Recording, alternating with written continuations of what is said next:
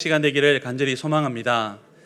참고로 제가 나올 때는 카메라를 뒤쪽으로 좀 당겨주시면 좋겠습니다. 안 그래도 머리가 큰데 더 크게 보이는 것 같아서. 네. 네, 제가 저 뒤에 모니터를 보고 제가 놀랍니다.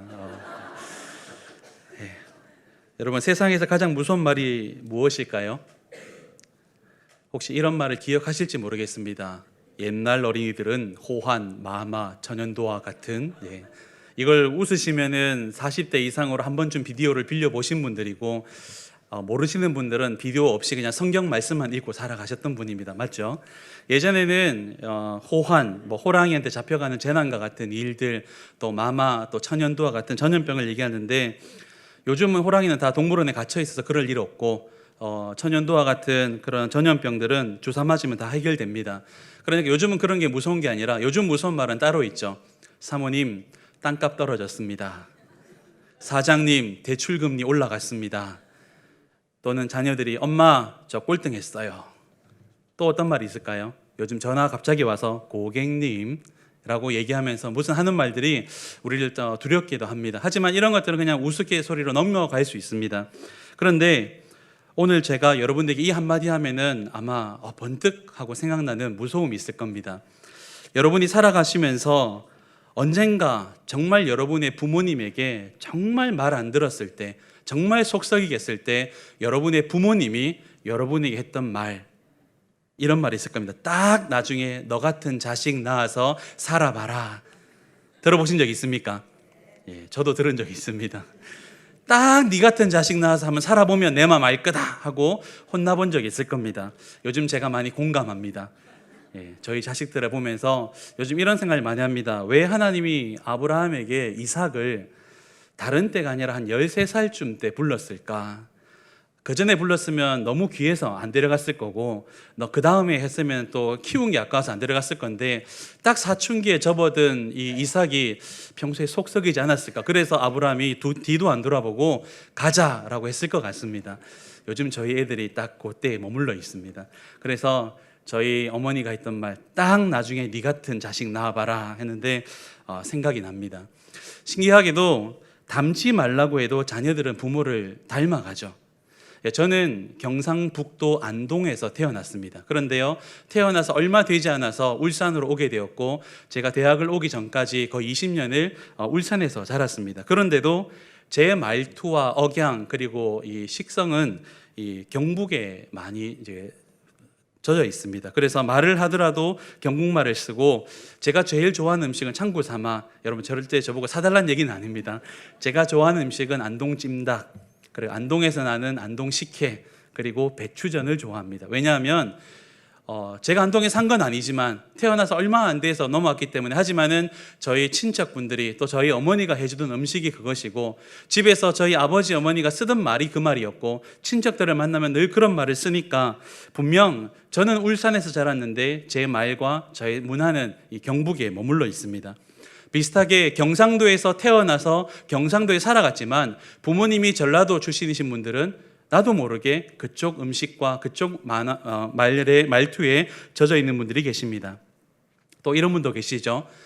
나는 한 번도 태어나서 북한에 가본 적이 없는데 내 조부모님이 또 부모님이 북한에서 피난 오신 분들은 또 음식이나 문화가 거기에 머물러 계신 분들이 계십니다. 이렇게 자녀는 부모의 영향을 받고 나도 모르게 부모님을 닮아가고 따라가게 됩니다. 그래서 이런 식성이나 이런 말투뿐만이 아니라 부모님이 하는 일, 그리고 하는 말, 그리고 문화, 모든 것들이 자녀에게 영향을 미치기 때문에 우리는 부모의 역할이 그만큼 중요하고, 그렇기 때문에 우리는 좋은 부모가 되어야 합니다. 무엇을 하며 살며 어떻게 살아가느냐가 당장 우리의 평가 기준이 되기도 하지만, 동시에 우리 자녀들에게는 거기서부터 시작되기 때문에 너무나 귀한 첫걸음이 될 수 있는 기준이 될 수 있습니다. 그러므로 우리는 좋은 부모가 되어 주셔야 됩니다. 우리 옆에 계신 분에게 한번 축복할까요? 당신은 좋은 부모입니다. 제가 이렇게 단언할 수 있는 이유는 이 자리에 앉아 계시기 때문에 좋은 부모입니다. 왜요? 하나님께 기도할 수 있기 때문에. 부모가 자녀에게 줄 수 있는 가장 좋은 선물이 무엇입니까? 돈입니까? 아니면 이렇게 건강입니까? 아니면 날 닮은 어떤 미모입니까? 그거 다 무너질 수 있지만 내가 이 시간 또 내 자녀를 위해서 기도하는 마음으로 여기 앉아있기 때문에 기도하는 부모의 자녀는 망하지 않는 줄 믿습니다. 그렇기 때문에 이 자리에 예배하는 저도 그리고 여러분도, 여러분 옆에 계신 분들도 정말 좋은 부모인 줄 믿습니다. 부모가 자녀에게 미치는 영향은 굉장한 것입니다. 저는 성경을 읽다가 이런 단적인 예를 발견했는데 바로 엘리사를 향해서 대머리여 올라가라, 대머리여 올라가라 라고 놀렸던 그 어린 아이들, 결국 우리 성경에 보면 그 아이들이 암코미에서 찢겨 죽게 됩니다. 왜 이런 일을 기록했고 이런 사건이 있었을까 생각하다가 이것이 부모와 자녀의 영향이구나라는 것을 알게 되었습니다. 여러분, 이 아이들이 뭘 알기에 또 어디서 배웠기에 지금 선지자 엘리사에게 대머리여라고 놀리고 올라가라라고 얘기하고 있습니까? 여러분, 이스라엘의 선지자는 우리나라의 목사님과는 급이 다른 사람입니다. 물론 하는 일은 비슷하지만 이스라엘은 종교국가고 신정국가이기 때문에 이스라엘의 선지자는 우리로 말하면 국회의원과 같은 자리였습니다. 그런데 아무리 철이 없는 아이라 할지라도 어떻게 선지자에게 대머리여라고 또 올라가라라고 그렇게 놀릴 수 있습니까? 여기서 올라가라라는 말은 우리가 찬양 가운데 199장에 고백했던 대로 그의 스승이었던 엘리야를 지칭하는 말입니다. 여러분, 엘리야가 어떻게 되었죠? 하늘로 올라갔죠. 그러니까 지금 엘리사에게 너도 올라가라라는 뜻입니다. 좋은 뜻입니까? 당신의 스승을 따라서 그렇게 위대해지십시오 이런 뜻이 아니라 속뜻은 이런 겁니다. 엘리야가 하도 시끄럽게 해서 내가 정신이 없었는데 속이 상했는데 그 엘리야 올라가고 나니까 내가 속이 시원할 줄 알았다. 그런데 그 제자라는 놈이 나타나서 갑절로 떠들어 제키니까, 왜요? 갑절의 영광을 받았잖아요. 엘리야보다 갑절로 얘기하니까 내가 시끄러워 못 살겠다. 그러니까 너도 그냥 올라가 버려라 라는 그런 뜻입니다. 여러분, 그런데 이 말을 지금 어른들이 하는 게 아니라 누가 하고 있습니까? 어린아이들이 하고 있습니다. 앞서 말씀드렸듯이 아이들은 부모의 말을 듣고 자라고 듣는 대로 판단하고 그것을 그대로 옮기고 있습니다. 오늘날처럼 이 미디어가 발달하거나 교육을 받을 수 있는 그런 상황이 되지 못했기 때문에 이 당시 아이들이 부모의 말이 곧 판단 기준이고 부모님이 곧 선생님이셨고 부모의 생각이 아이들의 생각이고 부모가 그들의 모델이었습니다. 그래서 아이들이 하는 모든 말과 표현은 곧 그 부모가 하는 말이고 표현인 것입니다. 그러므로 엘리사를 향해서 놀리는 이 아이들의 모습은 누구의 모습입니까? 집에서 부모님들이 아이들이 듣고 있는지도 모르고 아이들이 그것을 따라할지도 모르고 너무나 자연스럽게 했던 말들을 아이들은 그대로 닮아서 하고 있는 것입니다. 아이들은 그대로 따라한 것뿐입니다. 여러분, 이것은 오늘 우리도 마찬가지입니다. 자녀가 하는 말, 자녀들이 하는 행동을 보면 누구를 알 수 있습니까? 부모를 알 수 있습니다. 저는 결혼 정년기에 있는 청년들을 만나면 이렇게 얘기합니다. 그 상대만 보지 말고 너무나 이쁘고 너무나 멋있는 지금 모습 말고 그 부모님을 꼭 만나라 그럽니다. 부모님이 먹는 거, 드시는 거, 그리고 부모님이 하는 말, 생각을 보면 나도 모르게 지금 내가 사랑하는 사람은 나를 사랑하기 때문에 속일 수 있지만, 덮을 수 있지만 부모님은 그러지 않습니다. 그렇기 때문에 부모님을 보면 나와 살아가는 내 배우자가 되었을 때 어떻게 살아갈지를 알 수 있습니다. 더 무서운 얘기를 할까요? 지금 초등부에 있는 아이들의 모습과 말과 행동을 보면 누구를 닮았을까요? 저희 아들의 모습을 보면 저 모습입니다. 교회 노다지 뛰어다니는 거 제가 그랬었고요. 노다지 시끄럽게 하는 거 제가 그랬던 겁니다. 물론 성경 암송도 저도 잘했습니다. 여러분, 얼마나 무섭습니까? 자녀들은요, 부모를 닮아갑니다. 부모가 하는 말 신경 안 쓰고 나는 그냥 턱턱 내뱉고 있는데 자녀들이 그대로 듣고 있다가 교회에서든 밖에서든 친구 사이에서든 그대로 따라하는 것입니다. 그러니까 우리는 자녀들 보기에 잘 살아야 하는 것입니다. 잘 말해야 됩니다. 그래야 우리 자녀들이 보고 배우고 보고 말합니다. 그런 점에서 오늘 우리가 읽은 말씀은 우리에게 중요한 한 가지 교훈을 주고 있습니다. 부모로서 또한 신앙의 선배로서 우리들은 우리의 자녀들과 후배들에게 좋은 것들을 그리고 바른 것들을 잘 보여주고 사셔야 됩니다. 그래서 오늘 말씀의 제목을 잘 보여줍시다라고 적어 놓았습니다. 오늘 말씀을 통해서 우리의 모습을 잘 점검하고 우리 자녀들에게, 우리 손주들에게, 우리 다음 세대에게 잘 보여주는 우리 모두가 되시기를 간절히 소망합니다. 여러분, 착각하시지 마십시오. 아이고, 내 자식은 다 컸는데, 이미 내 자식은 자식의 자식을 놓고 있는데, 여러분 오늘 말씀의 주인공 갈렙은 이미 85세입니다. 갈렙의 오늘 모습을 보고 있는 그의 자식은요, 그의 아들은요 대략 한 70세 전후가 될 겁니다.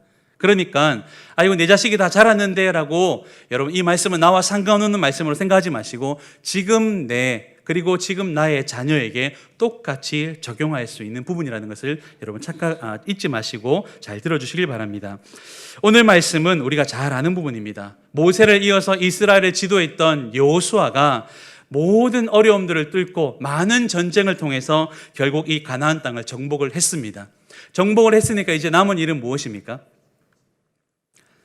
땅을 차지했으니까 땅을 분배해야 됩니다. 근데 여러분 이 땅 분배가 쉬운 일일까요?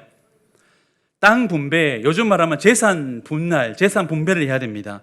여러분 재산 분할이 되면 형제도 나무로 만들어 버립니다. 부모 자식 사이도 갈라버립니다. 그런 일 많이 있죠. 얼마나 많은 가족들이 이 재산 때문에 땅 때문에 분열되는지 모릅니다. 그런데 지금 이 상황은 단순히 한 집안의 한 가족의 문제가 아니라 한 민족의 문제입니다. 이스라엘 민족이 남자만 60만이 넘는 사람들이 이제 전쟁을 마치고 그들 각 지파대로 집안대로 땅을 나누어야 되는 엄청난 재산 분배의 상황인 것입니다. 자칫 잘못하면 공동체에 큰 분열이 올 수 있는 상황입니다. 시기와 질투와 분열과 어쩌면 전쟁까지도 각오해야 되는 상황입니다. 그런데 너무나 아름답게 오늘 말씀과 이후의 말씀으로 보면 마무리가 되고 있습니다. 왜냐하면 아무런 오해가 없도록 아무도 억울한 일이 없도록 모두가 공평하게 한 가지 방법을 사용합니다. 한번 물어보겠습니다. 어떤 방법을 사용하였죠? 제비뽑기라고 말씀하시려고 하셨죠?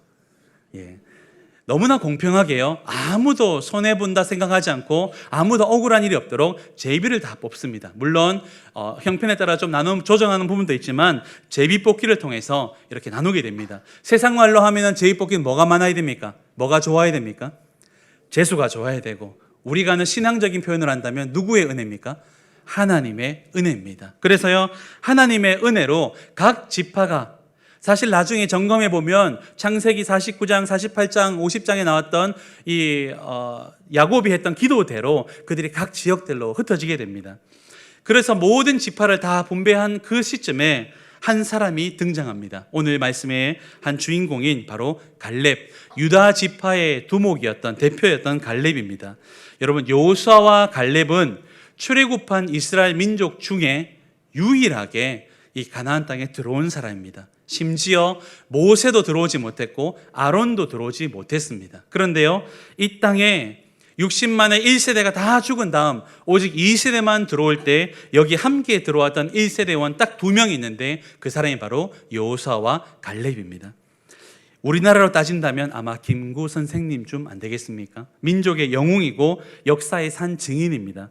만약 땅을 분배하는 것이 제비뽑기가 아니라 업적에 따라 나눈다면 이 갈렙에게 얼마큼 줘야 될까요?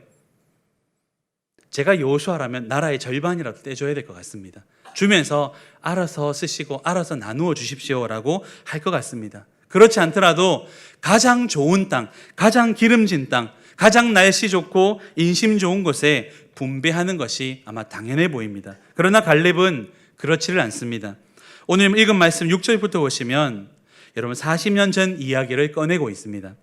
45년 전에 가데스 바네아에서 12명의 정탐꾼이 가나안 땅으로 갈 때 유다 지파의 대표로서 갈렙, 그리고 에브라임 지파의 대표로서 여호수아가 그 땅으로 정탐을 가게 되었습니다. 그리고 그 사람들은 헤브론이라는 이 지역을 정탐하게 됩니다. 이 두 사람은 누군가가 보고 와서 전에 들은 얘기를 들은 것이 아니라 자신들이 직접 가서 직접 보았고 직접 들었고 직접 느꼈던 산 증인들입니다. 그래서 그것을 45년 동안 마음에 품고 있습니다. 내가 하나님 약속하신 때가 되고 반드시 저 땅에 들어가면 내가 다시 이 헤브론 땅에 오리라. 여러분이 정말 이렇게 좋은 곳에 가게 되고 보게 되면 어떤 마음이 듭니까? 내가 나중에 잘 되면, 또 내가 나중에 돈이 많으면 꼭 내가 다시 여기 오리라. 다 내가 꼭 여기 다시 오고 말리라 그런 마음 드는 것처럼 이 갈렙과 여호수아는요 이 땅을 직접 보았고 특별히 갈렙은 이 지역이 너무 마음에 품어졌던 것입니다. 그래서 하나님께서 허락하시면 그리고 하나님 반드시 내게 이 땅을 줄 믿습니다. 그 마음 가지고 45년 동안 전쟁을 해왔습니다. 그리고 이제 그 가나안 땅에 들어온 것입니다. 이제 뭐만 하면 됩니까? 올라가면 되고 점령하면 됩니다. 그런데 문제가 발생하죠. 사람들이 안 올라가려고 합니다. 이미 땅 많이 차지했고 저기는 딱 보니까 너무 떡대 좋은 애들이 있으니까 못 올라가겠다라는 것입니다. 다른 지역은 다 점령했는데 이 헤브론 지역 마지막 15절에 보면 기럇 아르바라에서 아르바는 아낙 사람 중에서도 이 거인들 중에서도 제일 덩치 좋은 놈들만 사는 곳이다. 제일 떡대 좋고 싸움 잘하는 산적 같은 놈들이 버티고 있어서 나 올라가지 못하겠다. 나 포기한다. 저기는 모르겠다라고 다 포기해버립니다. 그래서 헤브론 땅은 빼놓고 나머지 땅을 가지고 이제 분배하려고 하는 이 찰나에 갈렙이 등장합니다. 그리고 9절 후반부에 이렇게 얘기합니다. 그때 내게 약속하기를 내 발로 밟는 땅은 영원히 너와 내 자식들의 기업이 되리라. 이 약속 하나 믿고 내가 여리고 성도 전투했고 아이 성도 전쟁했고 4개성 연합군과 5개성 연합군을 내가 다 나가 싸웠는데 그때마다 내가 항상 선두에 섰습니다. 내가 이 전쟁을 누구보다 열심히 살아갔습니다. 그런 갈렙이 11절과 12절에 놀라운 고백을 하고 있습니다. 같이 한번 우리 11절과 12절을 같이 읽어보도록 하겠습니다. 시작. 모세가 나를 보내던 날과 같이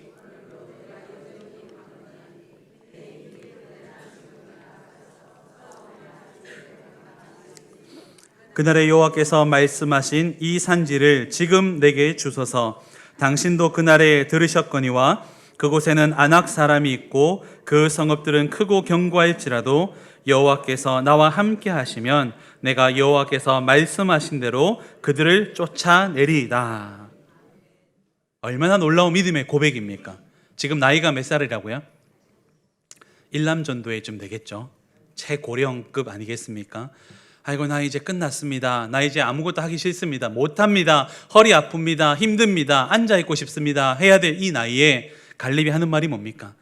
그때나 지금이나 40년 전이나 지금이나 난 똑같습니다. 왜 똑같겠습니까? 얼마나 힘들고 얼마나 많은 상처가 있었겠습니까? 그런데 그 많은 전쟁의 상처와 아픔들을 딛고도 그의 마음은 변함이 없었던 겁니다. 왜요?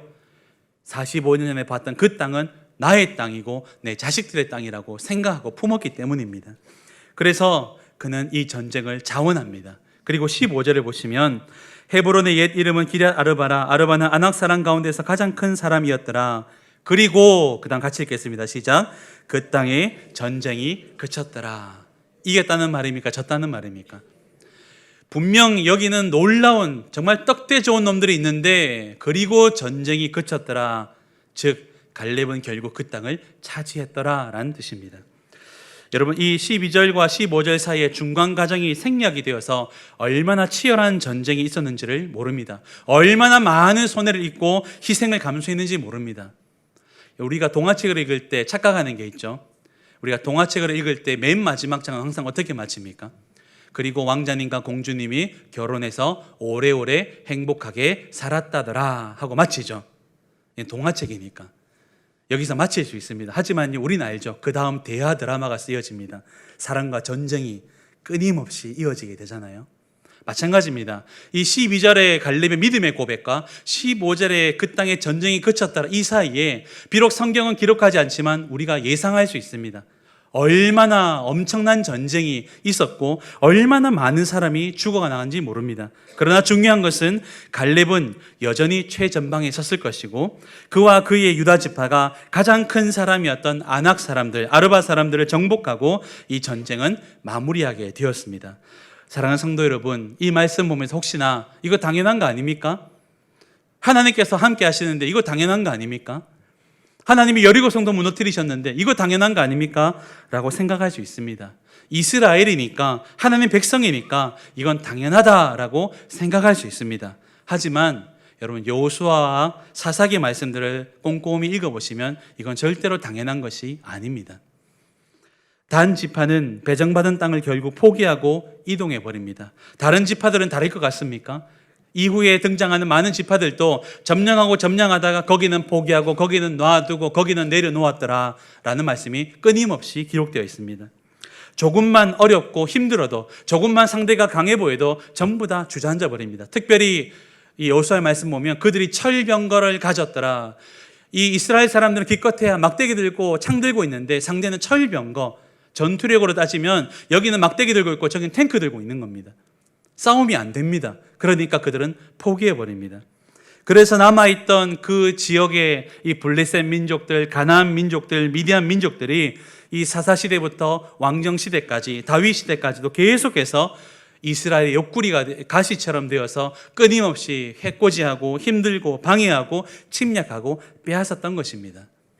저는 이 많은 사례 중에 특별히 오늘 여러분과 함께 나누고 싶은 부분이 있는데, 성경 가지신 분들은 여러분 여호수아 17장, 아마 성경 다음 장을 넘겨보십시오. 17장 14절을 한번 같이 보시면 좋겠습니다. 14절을 제가 읽어드리겠습니다. 같이 눈으로 읽어주십시오. 요셉 자손이 여호수아에게 말하여 이르되 여호와께서 지금까지 내게 복을 주심으로 내가 큰 민족이 되었거늘 당신이 나의 기업을 위하여 한 제비 한 분깃만으로만 내게 주심은 어찌함이니까 하니. 여러분 어떤 말씀인지 이해가 되십니까? 이 요셉 지파가 누구냐면 지금 민족의 지도자인 여호수아 집안입니다. 즉 우리 집안 사람이 지금 대통령이 되어 있습니다. 요셉 지파가 17장에 여호수아 앞에 나타나서 하는 말이, 당신이 지금 우리 민족의 지도자고 우리나라 대통령이고 우리 집안 사람인데 어떻게 똑같이 한 제비만 줍니까? 즉 어떻게 12등분만 해가지고 우리에게 그 중에 하나만 줍니까? 이거는 너무한 거 아닙니까? 라는 뜻입니다. 다 죽어가던 야곱 집안, 우리 전체 민족을 우리 요셉 지파 때문에 애굽에서 살게 되었고 지금 이렇게 민족이 되어서 여기까지 돌아오게 되었는데 그 다음 어떤 얘기입니까? 당연히 하나가 아니라 2개, 3개를 주셔야 되는 거 아닙니까? 라는 뜻입니다. 여러분 충분히 예상되시죠? 오늘날로 말하면 우리 집안에 한 사람이 대통령이 되었으니까 그의 조카가, 그의 동생이, 그의 집안의 먼 친척들까지도 공기업의 사장으로 내려가고 또 군 장성이 되고 각자 높은 자리에 가야 되는 거 아닙니까? 우리가 그만큼 노력했는데, 당신 뽑아주려고, 당신 지지하려고, 당신 기 살려주려고 이렇게 노력했는데 여러분 어떻게 하나밖에 안 줍니까? 라고 얘기하고 있는 겁니다. 맞습니까? 틀립니까? 맞는 말입니다. 요셉이 아니었으면 야곱 집안은 기근으로 다 죽었습니다. 그리고 전쟁에서 이 요셉 지파도 나름대로 큰 역할을 감당했습니다. 그러니까 이렇게 요구하는 게 어찌 보면 합당해 보입니다. 그런데 그러한 그들에게 여호수아는 진심 어린 호통을 치고 있습니다. 어떤 호통을 치냐면, 여러분 뒤에 보시면은 18절에 보시면 이런 말을 합니다. 같이 읽어보겠습니다. 여호수아 17장 18절입니다. 시작. 그 산지도 내 것이 되리니 비록 살림이라도 내가 개척하라. 그 끝까지 내 것이 되리라. 가나안 족속이 비록 철병거를 가졌고 강할지라도 내가 능히 그들을 쫓아내리라 하였더라. 여러분 이 표현이 지금 누구의 표현이냐면 사실은 갈렙의 표현입니다. 갈렙이 뭐라고 표현했죠?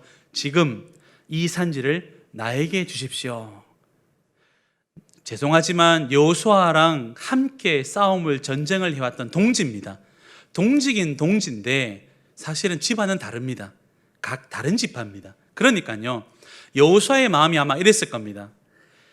저 남의 집안 사람은 나한테 와서 하는 말이 열을 달라고 해도 내가 줘야 될 판인데 그런 거 다 필요 없다, 편한 거 다 필요 없고 얻은 거 필요 없고 나는 꼭 저 땅에 올라가야 되는데 아직 점정 안 된 거 나도 알고 있다. 그러니까 나 혼자 올라갈 테니까 허락만 해달라. 저 산지를 내가 차지하겠다라고 자신감 있게 얘기하는데, 남의 집안 사람은 저렇게 얘기하는데 우리 집안 사람은 나한테 와서 하는 말이 하나 더 주세요라고 얘기하고 있는 겁니다. 조금 더 노골적으로 얘기할게요. 남의 집안 아들은 알아서 공부를 잘합니다. 안 시켜도 공부합니다. 그리고 알아서 서울대 가고 카이스트 갑니다. 근데 우리 집안 아는 100만 원, 200만 원짜리 과외를 시켜도 도무지 꼴등에서 벗어날 생각을 안 합니다. 공부만 생각하는 것이 아니라 남의 집안 아들은 알아서 부모님이 얘기하면 예라고 대답하는데 우리 집안 아들은 항상 아니라고 대답합니다. 마음이 어떨까요? 마음이 쓰리죠. 그래서 여호수아가요, 그 들은 말 그대로 얘기하는 겁니다. 갈렙이 했던 말이 뭡니까? 이 산지를 내게 주소서. 똑같이 얘기합니다. 그 산지를 네가 차지할 수 있다 얘기합니다. 오늘 그것 하나님께서 내게 주실 겁니다. 주십니다. 하나님께서 너에게 그것을 주시리라. 너희가 그것을 차지하리라. 똑같은 말로 되돌려 주고 있는 것입니다. 사랑하는 성도 여러분, 이 두 지파의 모습이 서로 대조적이지 않습니까? 근데 저는 오늘 여기서 또 하나를 얘기하고 싶고, 이것이 중요합니다. 여기서부터 중요한데, 이후의 유다 지파와 이후의 에브라임과 요셉 지파는 어떻게 살아갔느냐라는 것입니다. 여러분, 사사의 여호수아 17장과 이 14장을 넘어서서 여호수아를 넘어 사사기와 왕정시대를 넘어가면서 유다 지파의 모습은 항상 갈렙과 같습니다. 그리고 다윗 이후로는 다윗과 같아집니다. 유다 지파의 모습은 항상 선두에 섭니다. 어려움이 있을 때, 힘든 일이 있을 때 누가 갈 수 있을까? 예, 제가 가겠습니다. 제가 선두에 서겠습니다. 제가 차지하겠습니다. 제가 감당하겠습니다. 그것이 유다 지파의 모습입니다. 물론 그 유다 지파 안에서도요, 나발처럼 못난 놈도 있습니다. 하지만 대부분의 유다 지파는 항상 선두에 서고 멋지게 전진합니다. 그런데 요셉 지파, 에브라임 지파는 어떠냐면, 여러분 사사기에 넘어가면 전쟁이 막 일어납니다. 다른 지파가, 다른 민족이 쳐들어올 때 민족과 민족이, 또 이스라엘 민족과 다른 지파가 전쟁할 때 자 갑시다 했을 때 이 에브라임 지파와 요셉 지파는 항상 조용히 있습니다. 쫙 등 돌리고 있다가 전쟁 이기고 돌아오면 뭐라고 할까요? 왜 안 불렀는데? 연락 안 왔던데? 왜 나한테는, 왜 나 무시하는 건데? 라고 늘 뒤에서 얘기합니다. 뒷북을 치는 것입니다. 누구의 모습일까요? 저는 사사기에 왕정시대에 나타나는 이 에브라임과 요셉 지파의 모습이 바로 이 여호수아 17장의 이 요셉 지파의 모습과 똑같다고 봅니다. 이미 얻은 것 중에 좋은 것, 그리고 쉬운 것, 그것을 더 달라고 요청했던 여호수아 17장의 그들의 모습이 이후에 그들의 후손들의 모습과 똑같이 반복이 되어진다는 것입니다. 사랑하는 성도 여러분, 이제 모든 여름 행사가 마쳤습니다. 우리 아이들이요, 아마 다 잊어버렸을 겁니다. 들었던 말씀도 잊어버리고 어떤 찬양을 했는지, 또 어떤 도전을 받았는지, 내가 왜 그때 눈물을 기도했는지 다 잊어버릴 수도 있습니다. 그래서요, 지금부터 중요한 거는요, 우리 부모님이 어떻게 하는지를 보는 것입니다. 마치 엘리사에게 대머리여 올라가라 외쳤던 그 시대의 부모님처럼, 혹시 우리 부모님은 내가 수련회 때 받은 은혜는 하나님이면 된다라는 것인데, 나의 부모님은 분명히 진교교회에서 직분을 가지고 있고 중직자인데, 내 할머니 할아버지는 장로님이고 권사님이고 여기 집사님이신데, 분명히 내가 들은 말씀대로 한다면 하나님은 능치 못함이 없는데, 할렐루야. 그런데 내 부모님은 집에서 하는, 교회에서는 안 그러는데 집에 오면 안 될걸, 기도한다고 되겠냐, 우리 다른 방법 찾아보자, 혹시 그러진 않고 있습니까? 내 자녀가, 내 손주들이 수련회 가서 열심히 기도하고 열심히 말씀 듣고 힘들 정도로 말씀을 들으면서 도전받은 것이 예수님이면 끝난다, 예수님이면 다다라고 듣고 왔는데, 부모님이 하는 말은 야, 그거 잠깐 내려놔도 돼. 일단 공부부터 해봐. 일단 내가 힘을 길러야 돼. 일단 좋은 친구 사귀어야 돼. 일단 좋은 대학에 가야 돼. 혹시 그런 말부터 하고 있지는 않습니까? 이제 이 학생들은 들은 말씀대로 받은 은혜로 살아가야 되는데, 지금부터 정말 중요한 거는 내 눈앞에 부모님이 그렇게 살아가고 있는지를 확인하는 것입니다. 그걸 보고 배우는 것입니다. 그렇기 때문에 그 어느 때보다 믿음의 부모님의 모습이 중요한 것입니다. 진짜를 보여주셔야 되고 믿음의 야성을 보여주셔야 되는 것입니다. 그래서 갈렙처럼, 유다 자손처럼, 그리고 다윗처럼 아낙 자손이든 골리앗이든 믿음으로 이겨놓고 뒤를 돌아서서 내 자녀에게, 우리 교회 다음 세대 아이들에게 잘 봤지, 잘 따라와 라고 얘기해 줄 수 있는 그런 믿음의 세대가 될 수 있기를 간절히 소망합니다. 그러면 그 부모의 세대를 보고, 그 부모 세대의 모습을 보고 자란 우리 자녀들이 지금의 부모 세대보다 더 멋지게, 더 아름답게, 더 귀하게 쓰임받을 줄 믿습니다. 그래야 우리 진교교회가, 그리고 한국교회가 지금보다 나중에 더 귀하게 쓰임받을 줄 믿습니다. 우리 사랑하는 성도 여러분, 우리 아이들을 위해서라도 오늘부터 입 조심하시고 말 조심하시고 행동 한 번 더 생각하셔서, 비록 내 자식은 이미 타지에 나가 있고 다 자랐고 내 손주도 내 근처에 있지만 우리 믿음의 자녀들은 옆에 있습니다. 우리 교회 다음 세대 아이들은 지금 우리 할머니 할아버지들의 모습을 보고 있습니다.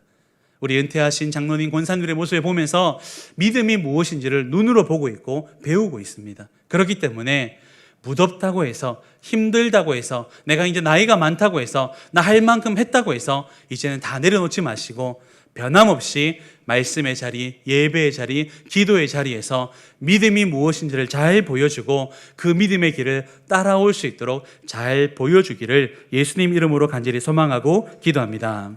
말씀을 마치겠습니다. 무더운 여름입니다. 많이 힘드시죠? 이 날씨처럼 어렵고 힘든 시간을 보내면 그 사람의 진짜 모습을 볼 수 있습니다. 마찬가지로 지금 우리가 살아가는 이 어두운 시대는 그저 힘든 시기가 아니라 하나님께서 진짜와 가짜를 구별하는 시대입니다. 그래서 진짜가 어떻게 살아가는지를 보여주는 시대인 것입니다.